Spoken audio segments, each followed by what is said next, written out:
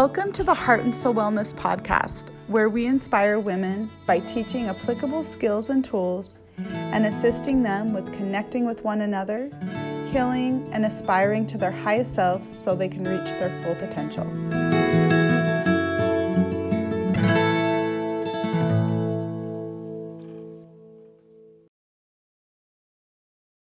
Thank you so much for joining us today. I am so honored to have a fabulous guest to speak with us today, and her name is Robbyn Scribner. And I'm going to give her an opportunity to introduce herself, and then we're going to go through asking her some questions. I really hope that this is helpful to some of our listeners, and if you have any questions, you can definitely leave a comment, and we'll include her information in the show notes. Thanks, Sarah.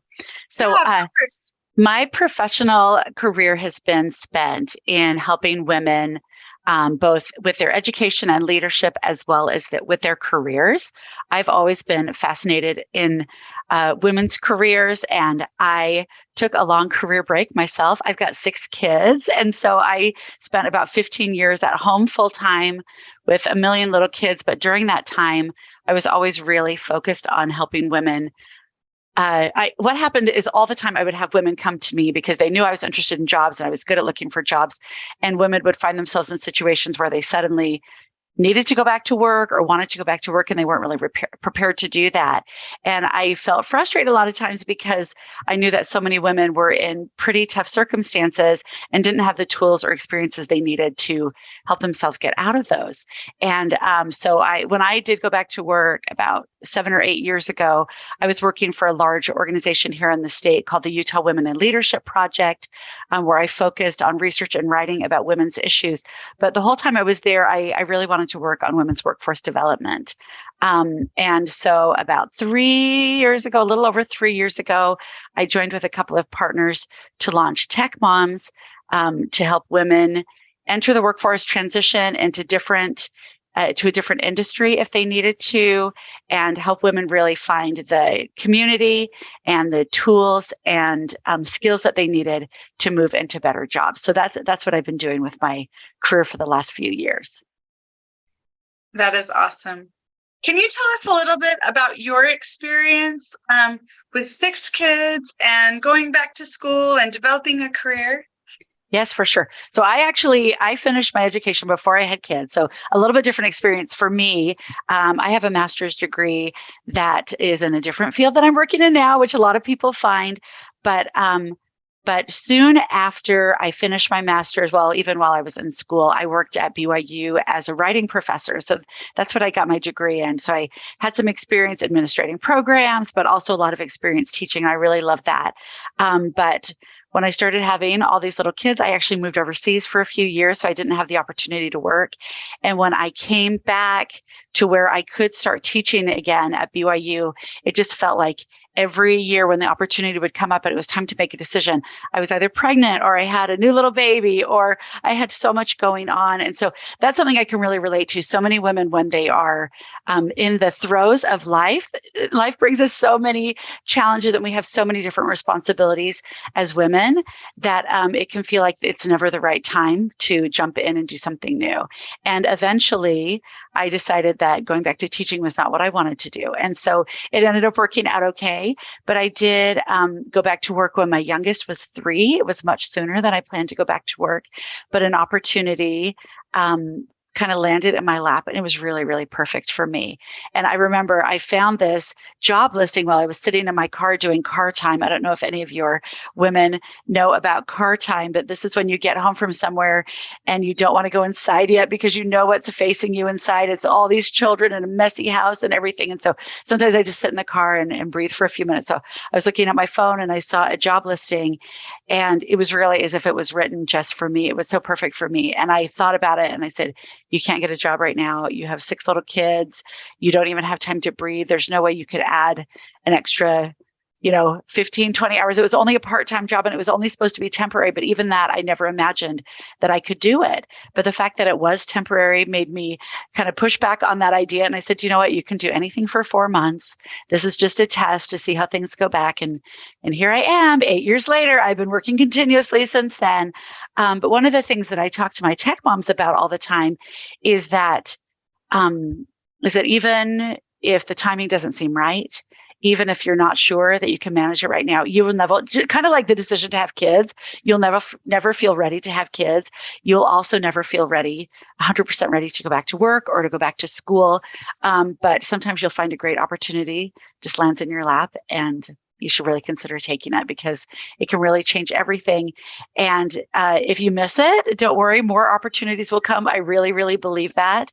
But don't be afraid to dive in when you don't feel ready, because you will never feel ready. I love that. And it really speaks to some of the fears and sometimes the resistance that women feel about either going back to school or building a career, taking on a job. And I was wondering if you could speak to all the hats that women end up wearing, as well as being in the workforce, and how you manage that. Great question. One of the things that I try to emphasize, my organization is called Tech Moms, but it is not just for moms. We chose that name for our nonprofit because so many of the women that we knew we needed to reach were moms and felt like there wasn't a place for them in technology, in the technology industry. And so we wanted to choose that name really deliberately to let them know there was a place for them. But at the same time, we run the risk of excluding women who aren't moms, and we don't want to do that. So one of the things that we talk about a lot is that all women wear a lot of hats, whether or not they have their own children or whether they're caring for others. So many women take on caregiving roles. We take on roles for caring for our parents, for our siblings, for our grandparents. So in addition to what a lot of women carry in terms of taking care of their children and doing that childcare work, both the emotional, physical, mental, spiritual work of taking care of kids, so many women in our society carry the additional burden of caring for many others, even our neighbors and our friends and people in our church communities or things like that. So those are some of the hats. And then, of course, as women move into going back to school or going back to work, they carry an additional burden of doing all that. And sometimes what happens for so many women is they neglect to take care of themselves. I teach a course specifically for women. It's not related to technology. It's just for women who want to get back into the workforce. They have no idea what they want to do. They have no idea how to get back to work. And one of the things that we talk about is how important stakeholders in that woman's life need to all work together to make decisions about how things will change once the woman takes on school or paid work roles. And one of the things that happens to so many women is they fit the new hours in that they're working, either going to school or doing their paid job. They fit those hours into the time when maybe they used to sleep, or maybe they used to read a book or take a bath or go exercise or do those other things. And so I really want to emphasize that that even though so many women, especially single mothers, women who are doing all this work alone, don't have a partner or don't have a lot of family support or friend support, that it's really hard for them to find any hours to take care of themselves even before they go back to work. But that cutting into your sleep time, cutting into your exercise time, or anything else that you'd be doing to care for yourself isn't sustainable long-term, that it will lead to burnout, and that it's not fair to, especially the woman who's experiencing it, but also anybody else that she's working with. So for me, I have learned to say no to a lot of things that aren't essential. And when I first started back to work, I didn't have any personal boundaries at work, because I was working very part-time, very flexibly, which was wonderful and really, really worked for me. But because I was so grateful to have that flexibility, I never really set any parameters or boundaries around it. And I have learned over the years to do that a little better. I still am tempted sometimes when someone reaches out for a meeting and I had something else blocked off for personal time to just say, oh, well, that's not important. I can go ahead and take that work meeting. And over the last, 7 to 8 years, I have learned to say, my personal time that I blocked out for myself is just as important as any work meeting or anything else I could have to take. And so that's been important for me to learn how to protect the things that matter to me as an individual, not just as a caregiver, as a mom, as a wife, as an employee, or as a student, but just as an individual. Those things matter to me. The other thing that I've done is I've just let a lot of things slide in my house and recognize that I was never a great housekeeper. I never had a beautiful home or kept everything clean, but oh boy, you should see it now, right? So I just decided there were some things that were a lot more important to me. So I prioritized. I decided it was much more important for me to go to my kids' soccer games and go to their choir concerts than it was for me to have a clean house. And other people make different decisions. But when you have many, many responsibilities, when you wear so many hats, you do have to prioritize and recognize that you can't do everything all at once. It's just impossible. I love that. I love that. And I do think that saying no and learning to set boundaries is so important, yet it can be so challenging because, of course, we as women, especially when we're passionate about something and really drawn to something, sometimes we might not have those boundaries just out of empathy or just our desire to do good. And so I was wondering, you mentioned a couple of things, but I was wondering more about what helped you with knowing that you were just as important. What are some of the things that helped you to build your confidence and that other women can use to build their confidence? Getting old helps. Right. Yeah, right. Like a lot of it is just experience and maturity and practice. I love what you said that it's hard to start saying no, but the more you do it, the better you get. And I want to add the flip side to that because I love hearing that. I don't remember Shonda Rhimes, the woman who did Grey's Anatomy. I can't remember if that's exactly her name, but she wrote a book called The Year of Yes or something like that, where she said yes to so many opportunities in front of her.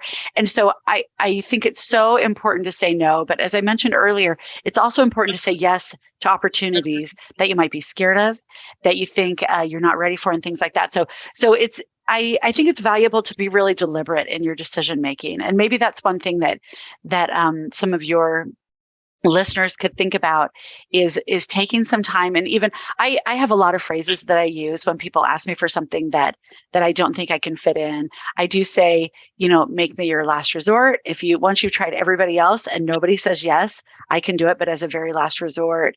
Or I'll say, do you know what? I can't make a commitment right now, but if you still need someone, you can ask me again in 2 weeks, things like that. So I have some phrases that I use to buy myself some time, which helps. And that also gives me the opportunity to be really deliberate. And sometimes I'll say, you know what? It is worth doing this volunteering at my kid's school because it will be building a relationship and also showing my kid, hey, I'm here for you. I'm ready for you. And then there are lots of things that once I think about it for 2 weeks, I'm like, nope, I still don't want to do that. It's still not a high priority for me.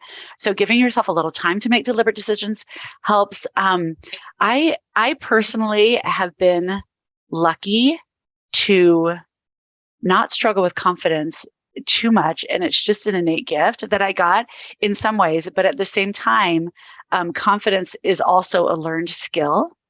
And the way we get good at confidence is by trying things that we don't already know how to do, or by trying things that we're not good at. I have a little mantra: confidence is a consequence of action.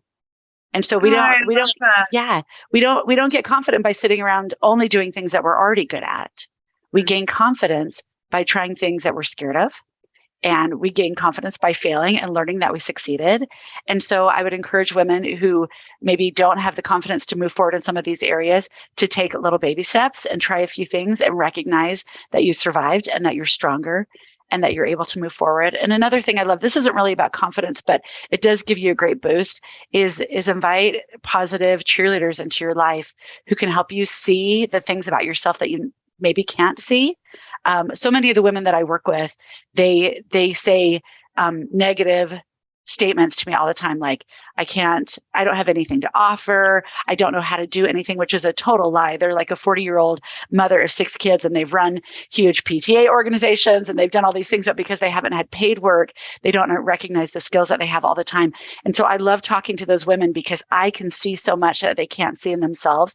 So if you can find somebody like that in your life and invite them into your life, and really listen to them as they cheerlead you, and give you that perspective, that can also be really powerful. I've had a lot of women tell me that their confidence has grown just by listening and trying to accept the wonderful things that other people have told them about themselves.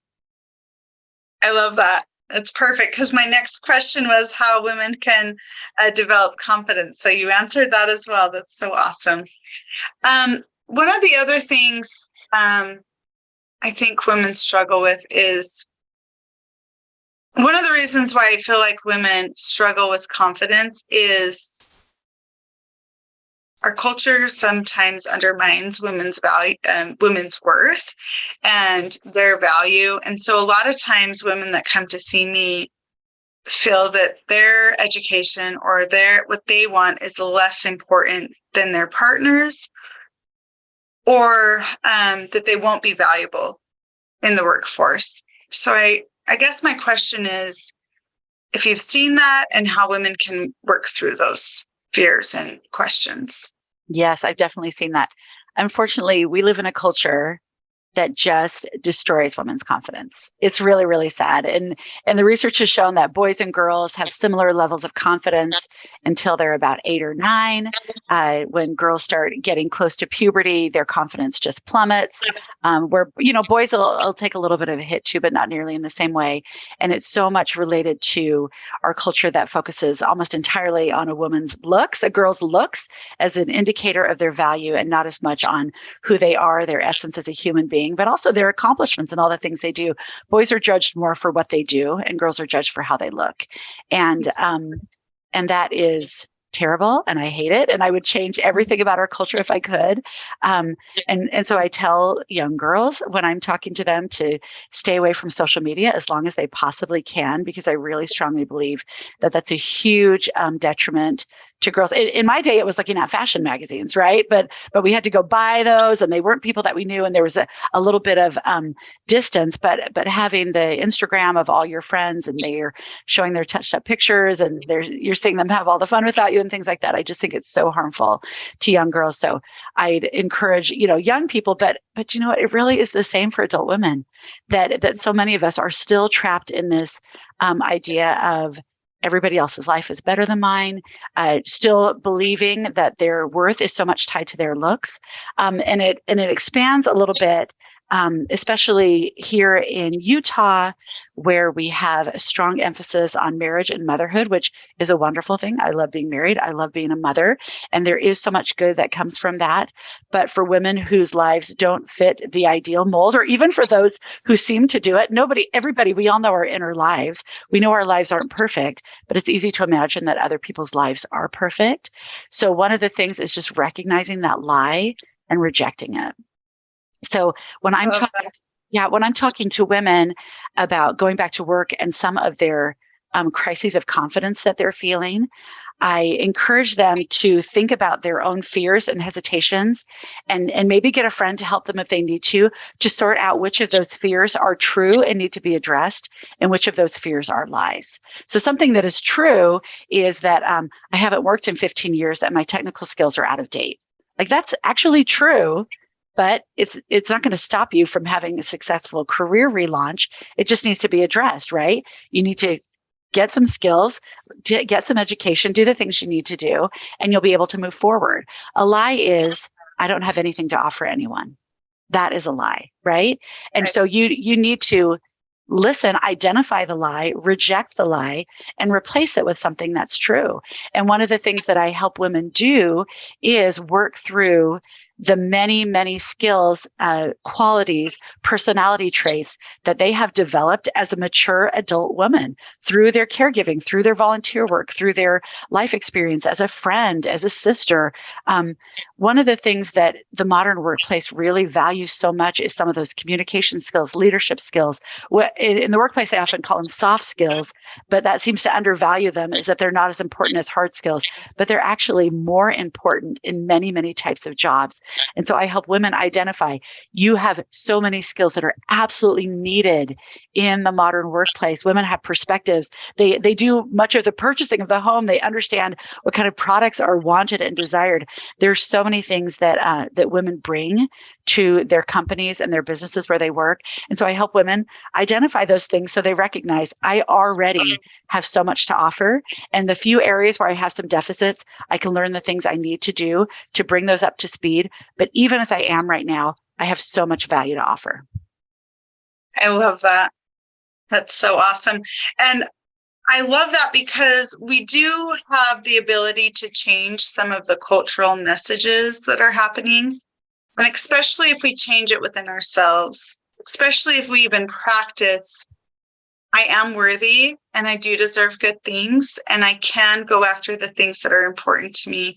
My desires and interests and motivations are valuable. And so I really appreciated that you shared that. I'm wondering, with your research, if there were any other findings about some of the other difficulties that women face in the workplace related to some of the cultural struggles that we encounter. Yes, there are sadly many. I did a major research study a couple of years ago when I was with the Utah Women in Leadership Project on sexism at work. Not just at work, in public settings. And we actually we did a research study and asked women to share sexist comments that they had heard people say to them, and then how they responded, if they were able to make any response at all. And we intended this to be a single 5-page research brief.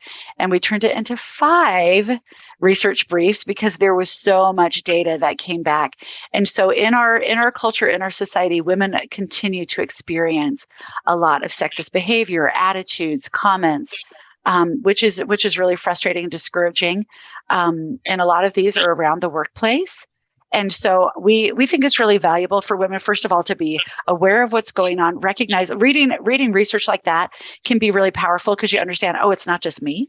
This is happening in a lot of places to a lot of people. So it helps you take a little bit of the feeling like, well, they said that to me because I'm not good enough, right? They said that to you because they're jerks, right? That's the reason why they did it. And also the people who make comments like that don't always know what they're doing. They're not always jerks. Let's put it that way. Sometimes people say that sort of thing out of ignorance. And so, the other thing that we love that came out of that research study was a lot of tools for women to respond to sexism and actually take the opportunity when someone says something problematic to them to say, let me tell you how that landed to me. Let me tell you what I heard. I know you may have said one thing, but what I heard and experienced was this.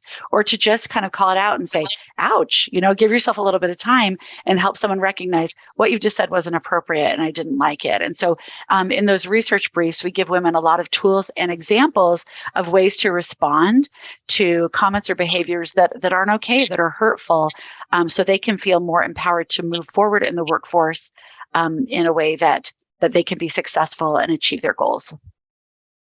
Yeah, absolutely. I love that. It kind of ties in with another question I had, which is, what are some of the things that we can do collectively to change some of the cultural messages that women receive, as well as issues of sexism? One of the things that we can do is strive to overcome this culture that pits women against each other. And recognize that we didn't create that culture. That culture is the one that we were born into, but we can work to dismantle and overcome it. So the first thing that I try to help women do that I'm working with in various circumstances is to reject the idea of the mommy wars, which pits working mothers, women who are working for pay, because all mothers work, all women work, but women who are working for pay versus those who are home full time with children or other caregiving responsibilities. And it can be tempting to the reason why that competition and sometimes that judgment exists is because we've been launched into a culture where we're told we're not good enough. And so women who are home full time are told they're not good enough, like they really should be working, or they're not using their education, or they're not doing whatever, right?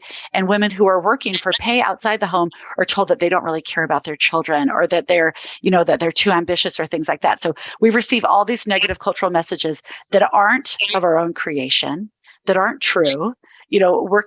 Working women love their children as much as anybody. Women who are at home are as ambitious and smart and using their time as well as anyone.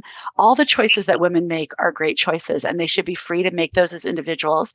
And so the thing that we can do is, when we start feeling tempted, when we start feeling like we want to judge or criticize somebody else, to take a pause and look at where that motivation is coming from. It's coming from usually a feeling of unworthiness in our own self, a feeling of defensiveness in our own self. And if we can give ourselves a little grace and say, I'm okay doing the things that I'm doing exactly the way I'm doing them, and all other women are okay doing the things that they're doing. And that's going to help us treat others with kindness and with more acceptance. And that's going to help us dismantle those negative cultural pressures on the way women treat each other. I have loved the community of women that we're building at Tech Moms. I love to watch these women supporting each other. We have such tremendous capacity to build and lift each other, but we're only going to be able to do that as we throw off the shackles of defensiveness and criticism that we've allowed the world to put on us, and say, nope, I'm okay just as I am. And all the women that I meet are also okay just as they are. And I want to support them and love them the same way I want to support and love myself. Yeah, one of the things that you mentioned in terms of judgment and the way that we judge others and often judge ourselves, I find that that's tied into perfectionism, that this bar that we will never meet.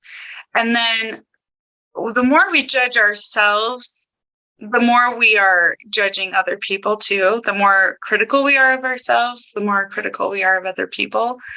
I'm wondering if there's anything that you've utilized or other moms have utilized that have supported them with overcoming some of the negative messages and thoughts that are often internalized. Well, the first thing is learning to recognize them and call them out, right? And I love what you said about perfectionism. I have struggled with that in my life. My daughter wrote a paper about it in college. She's like, I have to learn to recognize and eradicate perfectionism from my life. And again, I think that this is magnified in this culture of social media, in this culture of comparing ourselves with each other.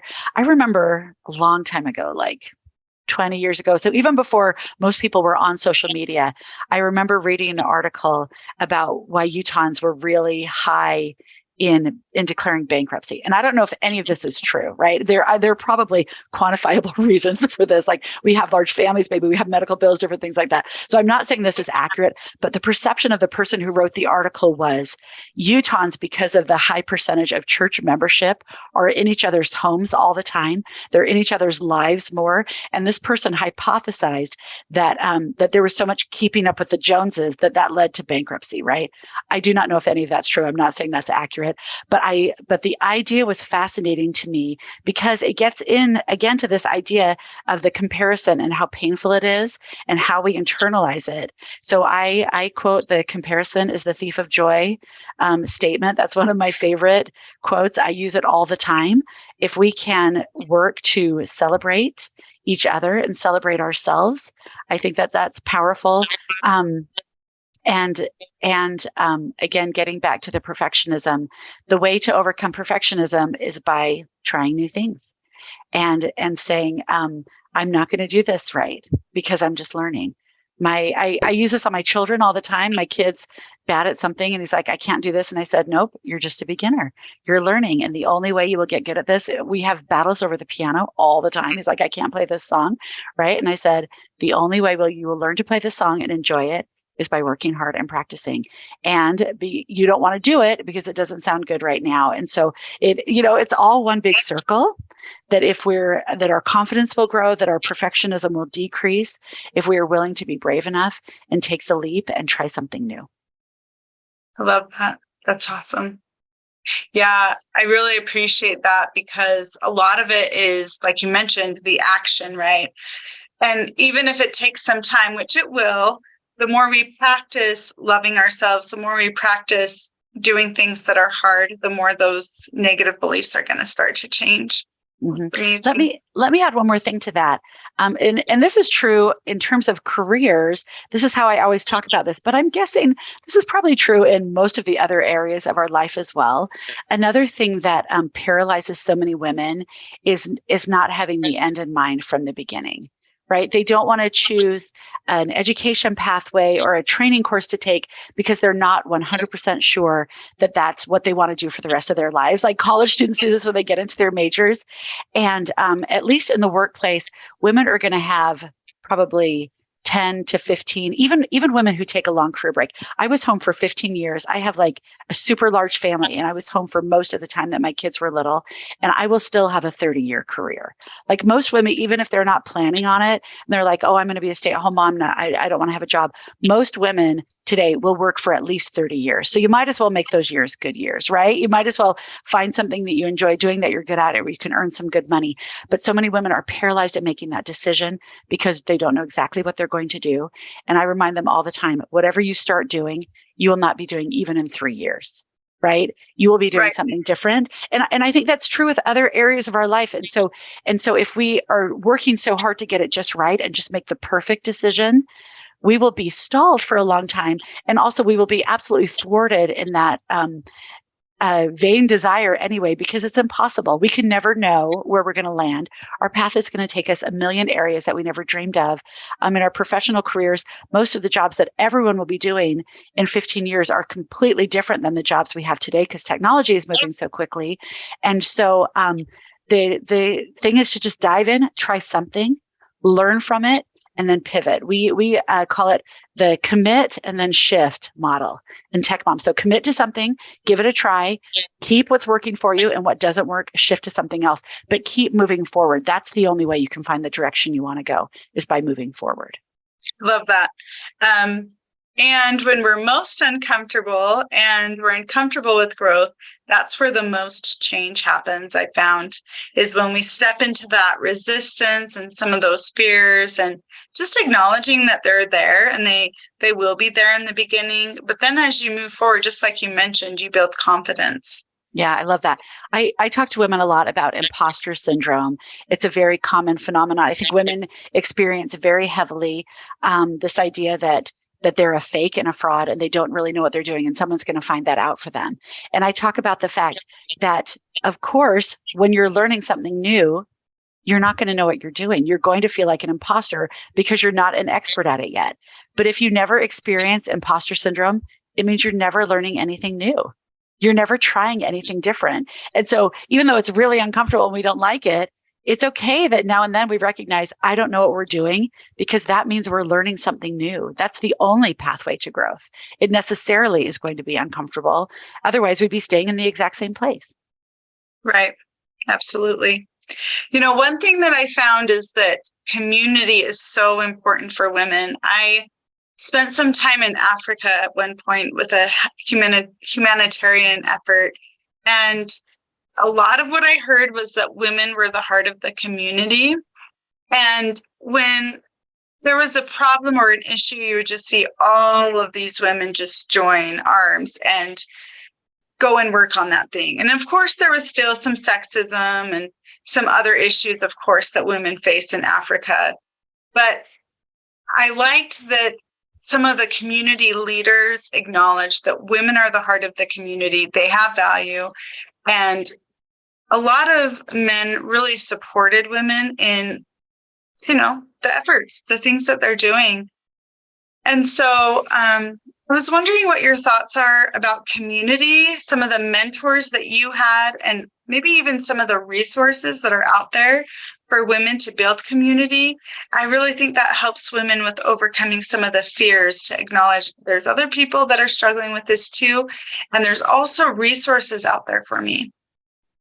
Absolutely. I think community is huge and it makes all the difference for women. So many of us are really social creatures. We value our relationships above everything else. And so having that support as we're trying something new, building something new, making major changes in our lives is absolutely essential. The thing that sets Tech Moms apart from any other training organization is that strong long-term community that so many people have. And it really, really helps our women as they're making those transitions. But I wanted to touch on this, the idea that you were talking about with those women in Africa. Women have always been community builders, but throughout history, so much of the relationships and the work we've been doing has been in the private realm, within the family, within the church, within our neighborhoods, and within our friends, but not necessarily in workplaces, in politics, in government, in out in some of those larger, more public settings. And so one thing that I would encourage women to do is recognize that our voices and everything that we build are every bit as valuable in those public settings as they are in the private sector. And it's hard for women to make that transition. I go to my neighborhood caucus meetings every spring for our political system here. And there are more women than men in the room because they care about what's happening and they want to really, they want good things to happen from those political caucus meetings, but they are so hesitant to be chosen as a delegate or as a leader and things like that. And I just want to encourage women to know we often as a sex care about different things than men do. We see things differently. Our experiences are different, and our voices, because of that different experience, our voices are so, so vital to be in places where decisions are being made, in workplaces, in public church settings, in public community meetings like the school board meeting or the city council meeting or whatever. Women need to be brave enough to stand up and have their opinions be heard because we care about different things than men do. And so I want to encourage women to go to their caucus meetings and get elected as delegates and run for office and all those other things. That strengthens our communities and makes our the decisions that we're making serve everybody better. It's not going to hurt men that women's voices are already going to be heard. We're going to have better outcomes for everybody of all genders, for our children. And so that's in terms of building community. I want to encourage women to not just limit yourself to private communities where your voices and influence are so, so vital, but also be willing to push yourself a little bit to have that influence in more public settings. Yeah, that's awesome. One of the things I thought about was some of the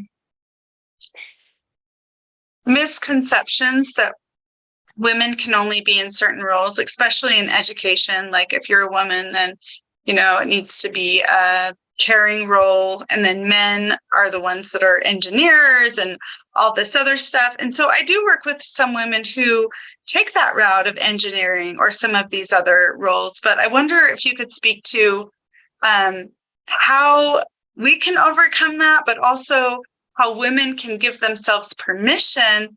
If I'm interested in engineering or I'm interested in mechanics or something else, how can I do that and work through some of the cultural challenges that we face? It's not easy. I'll be honest. I'm building a community full of women who are all moving into heavily male-dominated fields, and they feel that pressure. They feel the belief that I don't belong here. I'm the only woman in the room.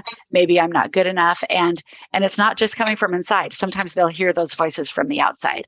And so you do have to be strong enough to reject them. I didn't answer your last question about mentorship. That's a key part of this. And so many women who have found success in a lot of these male-dominated fields are so, so eager to mentor. They get tired, they get burned out because they're mentoring so many younger women. So recognize that if someone doesn't necessarily say, "Oh, I've got time to give you a lot of time right now," or whatever, just take what you can get, but finding a mentor, someone who's willing to even give you a few ideas and be a little bit of a cheerleader for you and help you recognize that you really can do it is really powerful. But someone doesn't need to give you any time to be a role model for you, right? You don't have to know someone for them to be a role model. So I encourage women looking at new areas to even look at public figures and say, this is what she did. Read their autobiography. How did they push past those barriers?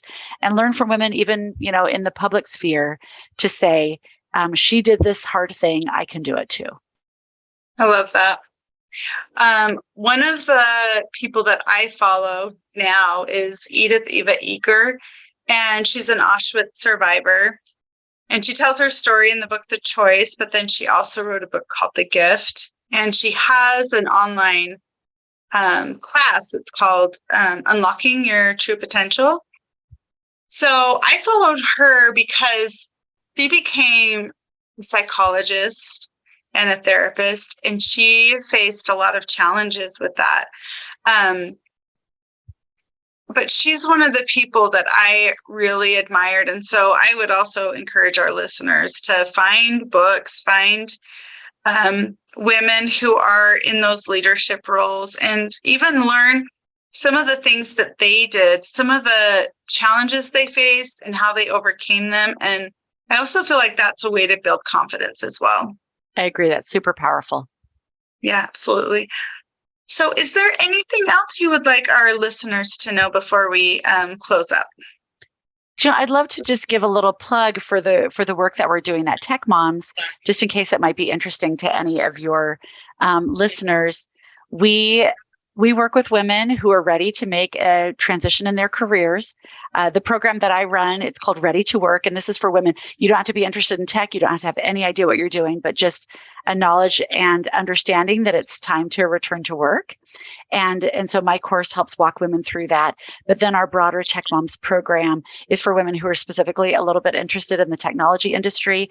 Women come to tech, transition from other careers that many of them are coming out of careers that are, stereotypical women's careers, which actually in a lot of ways are less flexible and are harder for women who have caregiving responsibilities to actually take on. So women want to move over to tech because it has increased flexibility, better pay, and more opportunity. And so if anybody's interested in that, they should come check out our website. It's tech-moms.org, or people can reach out to me, but I can put my information in the show notes. But we have built this strong community. You don't have to take our courses to be a part of it. So anybody who's looking for the opportunity for increased education and career development should check out the work that we're doing. We've got a great community that we built, and we're helping a lot of women change their lives. I love that. Along with that, I'm going to put a plug in for our mindfulness-based stress reduction program. So this really teaches women how to bring mindfulness into every part of their daily life and reduce stress. So there's some things we can't change in life, but we can change the way we respond to them and engage in self-care. And so it's so phenomenal. We bring mindfulness into relationships, our daily life, even nutrition and food and all of that. So just wanted to put that out there as well for women who are looking for ways to engage in self-care. Love it. So, okay. Thank you, Robbyn, so much for being with us. I know our listeners are really going to benefit from this podcast. Thanks for having me. It's great to meet you. Thank you. Thank you for listening to the Heart and Soul Wellness podcast with your host, Sarah Carter. Make sure to like and subscribe, and if you have any thoughts about what we talked about today, leave a comment. Also, you can find us at heartandsoulwellness.org and on Facebook and Instagram. Join us again as we continue to help women heal, connect, and aspire to their true and authentic selves.